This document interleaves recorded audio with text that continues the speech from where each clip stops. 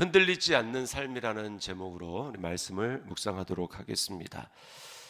자, 이 세상은 계속해서 흔들리는 불완전한 삶이라고 오늘 이야기를 합니다. 특별히 이제 2절, 1절에 보니까 환난 중에 만날 큰 도움이시다.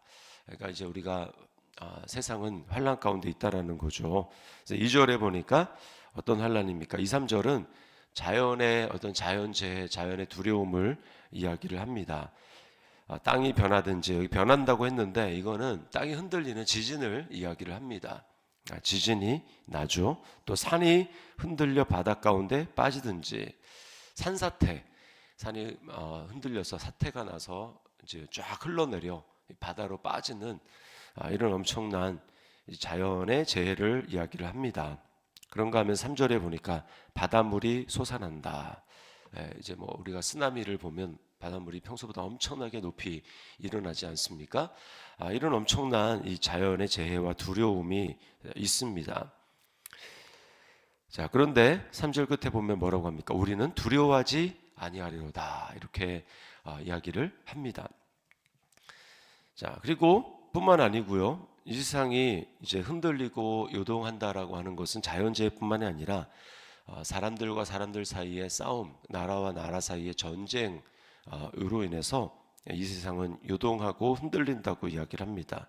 6절 상반절에 보면 뭇 나라가 떠들며 왕국이 흔들렸더니 이렇게 이야기를 하죠. 그리고 8절 9절 말씀에 와서 여호와의 행적을 볼지어다. 그가 땅을 황무지로 만드셨도다. 9절에 그가 땅 끝까지 전쟁을 쉬게 하시며 활을 꺾고 창을 끊으며 수레를 불사르시는도다. 그러니까 계속해서 이 땅에 나라들이 전쟁을 합니다. 그리고 옛날의 전쟁들은 어땠습니까? 물론 지금도 이제 탱크가 있긴 하지만 옛날의 전쟁은 말 타고 막 그러면 엄청난 그 이제 뭐 기병이 됐든지 보병이 됐든지 움직이면 멀리서 볼 때 이 땅이 이렇게 진동을 합니다. 이렇게 울리죠. 그걸 보고 이제 가까이 왔구나라고 하는 것을 알게 되죠. 그렇게 자연재해가 됐든 아니면 전쟁이 됐든지 땅은 계속해서 진동하고 있고 환란이 멈출 날이 없는 것, 그것이 이 세상입니다. 우리가 살아가는 세상도 마찬가지죠. 그래서 우리가 살아가는 세상은 계속해서 바뀌고 뭔가 이렇게 안정된 것이 아니라 불안한 세상 가운데 우리가 살아가게 됩니다. 그러다 보니까 어떻습니까? 세상이 막 흔들리니까 우리의 마음도 막 흔들립니다. 불안하죠. 두렵습니다. 우리가 살아가는 세상이 안정감이 없는 거죠. 평안이 없습니다. 계속해서 난리와 난리 소문이 일어나고 또 자연재해가 일어나고 또 사람과 사람 사이에 뭐 이런 일이 있었다 저런 일이 있었다. 이것이 뭐 우리 이웃뿐만 아니라 우리나라 더 나아가서는 세계 여러 나라에서 일어나는 일들을 우리는 실시간으로 이렇게 듣게 되죠. 그러니까 얼마나 우리 삶이 불안합니까? 과거에는요, 좁은 뭐 동네에서 이런 매체도 없었지만 기껏해야 이제 뭐 뉴스를 통해서 뭐 저녁에 듣거나 아니면 뭐 다음 날 신문을 조간 신문을 통해 가지고 뭐 해외 토픽이다, 뭐 지구 반대편에 이런 일이 일어났다, 이런 걸 우리가 다음 날이야, 이제 빨라야 그렇게 알았습니다. 뭐 그나마도 신문도 없던 시절에는 어땠습니까? 뭐 지구 반대편 이야기는 말할 것도 없고 한 나라 안에 일어나는 일들도요 한참 지난 다음에 그냥 이런 일이 있었다더라 이렇게 듣게 됩니다. 그래서 우리는요 그냥 뭐 이제 뭐 듣지 않으니까 우리는 그래도 그나마 평안한 삶을 살 수 있었습니다. 그러나 지금은 그렇지가 못합니다. 정말 모두가 다 그런 소식을 들으면서 같이 마음이 흔들리고 불안하고 그런 일들이 혹시나 나에게 오지 않을까라고 하는 그런 소식을 우리가 들으면서 마음 또한 흔들리는 그런 삶을 우리가 살아가고 있어요. 자, 그런데 이렇게 계속해서 흔들리는 이 세상 가운데 대조적으로 흔들리지 않는 그런 곳이 존재한다고 오늘 본문이 이야기를 합니다. 자, 여기 4절에 보니까 한 시내가 있어 나뉘어 흘러 하나님의 성 곧 지존하신 이의 성소를 기쁘게 하도다. 이거는 지금 굉장히 막 요동치는 세상과 비교해서요 굉장히 고즈넉하고 안정적이고 평안한 그러한 한 장면을 보여주는 거예요. 막 물결이 막 높이 오는 게 아니라 잔잔히 흘러가는 시내, 그리고 거기 하나님의 성이다 이렇게 이야기를 합니다. 5절 말씀을 보십시오. 하나님이 그 성 중에 계심에 성이 흔들리지 아니할 것이라. 새벽에 하나님이 도우시리로다 이렇게 말씀을 합니다. 흔들리지 않는 이유를 봤더니 그 이유가 바로 하나님이 그 성 중에 계시기 때문이다라고 이야기를 하죠. 그리고 6절 말씀에 보니까 문 나라가 떠들며 왕국이 흔들렸더니 그가 소리를 내심에 땅이 녹았도다. 이 말이 뭐냐면 막 흔들리는데 성중에 하나님이 계시는데 하나님이 소리를 세상을 향해서 흔들리는 세상을 향해서 소리를 확 발을 하니까 세상이 조용해졌다. 땅이 녹았도다라고 하는 그 흔들리던 땅이 멎었다, 잔잔해졌다라고 이야기를 하는 거예요. 그래서 여러분 우리가 이 세상을 살아갈 때 세상 밖의 환경들을 보면 그 환경은 끊임없이 요동하고 문제가 있고 우리를 두렵게 하지 않습니다. 그런데 오직 하나님 안에서만 안정감이 있고요, 흔들리지 않음이 있고 우리를 평안하게 만드는 그 근원이 바로 하나님 안에 있습니다. 그래서요 성경은 뭐 여러 곳에서 아주 셀 수도 없이 많이 이야기를 하지만 특별히 시편도 그렇고 이사야 26장 4절에 보면 너희는 여호와를 영원히 신뢰하라. 주 여호와는 영원한 반석이시미로다 이렇게 이야기를 합니다. 산이라도 우리는 이제 성경에 보면 산이 흔들리지 않는 것의 비유거든요. 산은 요동하지 않는다. 그래서 하나님을 상징하는데 그런 산조차도 흔들리지만 하나님은 뭐라고 얘기합니까? 영원한 반석이다. 그래서 절대로 흔들리지 않는 그 하나님이 바로 우리 하나님이라는 거예요. 그래서 그 하나님이 세상을 향해서 소리를 발하시면 흔들리는 것도 잠잠하게 된다. 딱 떠오르는 장면이 있습니다. 떠오르는 장면이 뭐냐?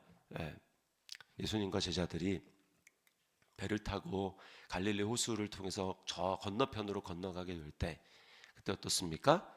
막 물결이 흔들리죠. 물결이 높이, 오늘 3절 말씀처럼 막 물결이 높이 솟아나고 그래서 배가 막 뒤집힐 것 같고 죽을 것 같은데 그때 어떻습니까? 제자들은 너무나 두려워하고 걱정하고 염려하면서 이제 우리는 죽게 됐다라고 하면서 그들의 경력, 어부로서의 경력 이런 것이 아무런 소용이 없고 두려움에 빠져서 완전 패닉 상태에 빠져서 그런 상황에 있을 때 그때 그들이 예수님을 깨우지 않습니까? 우리가 죽게 된 것을 돌아보지 않으십니까? 그러면서 예수님을 깨울 때 예수님이 일어나셔서 한번 소리를 발하시죠. 여기 오늘 여호와께서 소리를 발하시며 땅이 녹았다 이렇게 얘기하죠. 그런 것처럼 하나님 예수님이 일어나셔서 소리를 발하십니다. 바람아 잔잔하라, 파도야 잔잔하라 이렇게 얘기하시자 그 전까지 막 죽일 듯이 달려들던 그 물결이 잔잔하게 됐습니다. 그때 제자들이 엄청나게 놀랍니다. 이 사람이 도대체 누구에게 바람과 파도도 순종하는가 이렇게 놀라죠. 그분이 바로 하나님이시요 또 우리와 함께 하시기 위해서 이 땅에 오신 우리의 구원자 주님이십니다. 그래서요 우리가 전에는 두려움이 있었지만 이제 예수 그리스도께서 우리에게 흔들리지 않는 그분이 우리에게 오셔서 흔들린 우리 삶의 모든 짐을 다 지셨습니다. 그리고 우리와 이제 함께 하시기 위해서 십자가에서 죽으시고 부활하셨죠. 그래서 우리 그리스도인은 어떻습니까? 흔들리지 않는 그분 속에 들어가서 그 안에 있는 존재가 바로 우리예요. 예수님과 연합이 됐습니다. 그래서 성경에 보면 히브리서 말씀에 이런 말씀이 있어요. 히브리서 12장 25절 이하의 말씀인데요. 이렇게 얘기합니다. 너희는 삼가 말씀하신 일을 거역하지 말라. 땅에서 경고하신 일을 거역한 그들이 피하지 못하였거든 하물며 하늘로부터 경고하신 일을 배반하는 우리일까 보냐. 그때에는 이제 과거입니다. 그때에는 그 소리가 땅을 진동하였거니와 이제는 약속하여 이르시되 내가 또 한 번 땅만 아니라 하늘도 진동하리라 하셨느니라. 이 또 한 번이라 하심은 진동하지 아니하는 것을 영존하게 하기 위하여 진동할 것들 곧 만드신 것들이 변동될 것을 나타내심이라. 그러므로 우리가 흔들리지 않는 나라를 받았은즉 은혜를 받자. 이로 말미암아 경건함과 두려움으로 하나님을 기쁘시게 섬길지니라고 이야기를 하고 있습니다. 요지는 뭐냐면 이제 이 세상에 변치 않는 것처럼 보이는 하늘조차도 이제 주님이 다 변할 것들이 이제 변하고 있는 이 눈에 보이는 이 세상의 것들이 영원한 것이 아니라는 것을 나타내시기 위해서 하늘도 흔드신다는 거예요. 예수님이 오실 때 흔들립니다. 그러면 뭐 별도 그런 다 흔들리는 거죠. 그런데 흔들리지 않는 나라가 있다라는 거예요. 흔들리지 않는 나라. 그 흔들리지 않는 나라가 뭡니까? 바로 하나님의 나라입니다. 하나님의 나라. 오늘 여호와께서 하나님이 그 성중에 계셔서 흔들리지 않는다고 말했던 그 하나님의 나라, 그것이 바로 예수 그리스도가 왕이 되시고 왕 중에 왕이 되시고 만주의 주가 되셔서 다스리는 그 나라. 그 나라는요 요동하지 않습니다. 그 나라는 흔들리지 않습니다. 주님이 다스리시고 주님이 통치하시는 그 나라는 절대로 요동하지 않아요. 그렇기 때문에 세상 사람들은 흔들리고 두려워하고 막 그런다 할지라도 그리스도 안에서 이 영원한 하나님 나라의 비전과 꿈을 가지고 예수 그리스도 안에 뿌리를 내리고 그렇게 믿음으로 매일매일을 걸어가는 성도들에게는 이 세상에서 막 이렇게 변하고 저렇게 변하는 그 상황 속에서 두려워하고 떨는 것이 아니라 담대함과 평안함과 확신을 가지고 하나님을 섬기며 나아갈 수가 있는 것입니다. 우리는 어떤 존재입니까? 우리는 이미 승리하신 주님이 이렇게 말씀하시죠. 세상에서는 너희가 환난을 당하나 담대하라. 내가 세상을 이기었노라. 너희는 흔들리지 않는 내 안에 영원한 반석인 내 안에 거하는 존재들이다. 그러니 흔들리는 세상 속에서만 살아가는 사람들처럼 두려워하고 무서워하고 그렇게 하지 말아라.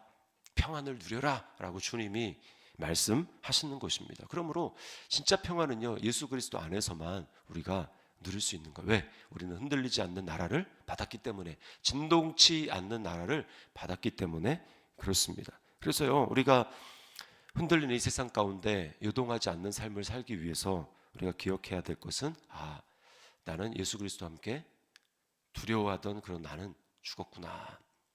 세상에 대해서 나는 바울이 세상에 대해서 죽었다고 얘기를 하죠. 내가 죽었구나. 이걸 기억해야 됩니다. 나는 이제 그리스도 안에서 새로운 피조물입니다. 예수와 연합되어서 살아가는 새로운 피조물, 영원한 하나님 나라 속에 살아가는 그런 존재가 바로 우리예요. 그러니까 바울 사도를 보십시오. 분명히 뭐 사방으로 우겨쌈을 당하고 막 이런저런 문제들이 오고 그러면 어떻게 해야 됩니까? 사방으로 우겨쌈을 당하고 너무 거꾸러지고 넘어져야 되는데 바울은 쌓이지 않는다. 그리고 넘어지지 않는다라고 이야기를 해요. 왜?